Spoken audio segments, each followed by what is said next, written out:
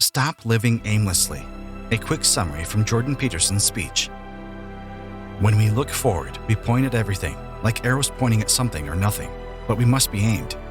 If you aim at something, you're more likely to get something, but it might not be what you wanted. I've often wondered what we could accomplish if we all worked together. How much misery could you end? Yours and others. What good could you accomplish in the world? You may be stumped when asked what you want to do with your life. You could have a respected job that helps others. You might have a meaningful career without that.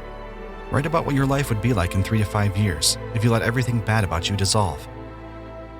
I loathe the current collectivist mindset and the idea that we live in a patriarchal tyranny because it equates strong men with tyranny and power.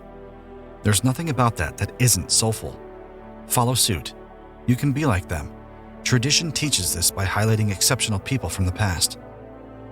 That's the humanities' purpose. Students won't study humanities if not.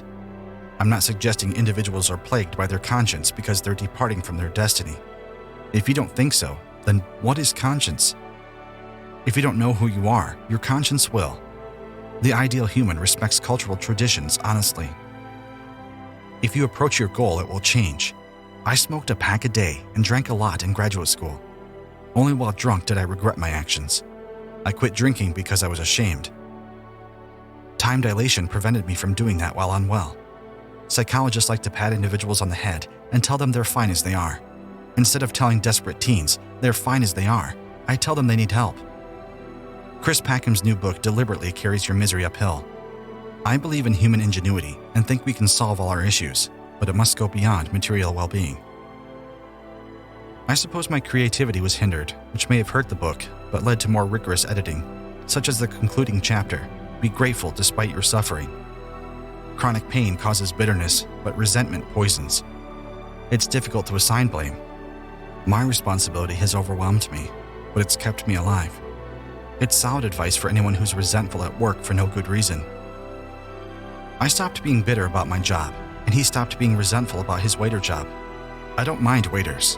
They may brighten your night. If you focus on your career, you'll go far. The more you seek balance, the less likely you are to excel at any one thing.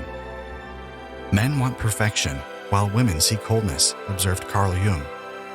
You must be smarter and work harder than them to be on top.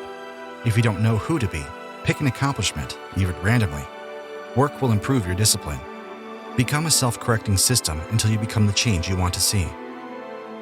When you start something, pledge you won't move to something harder unless it's urgent. Even if you don't achieve your goal, the lessons learned are priceless.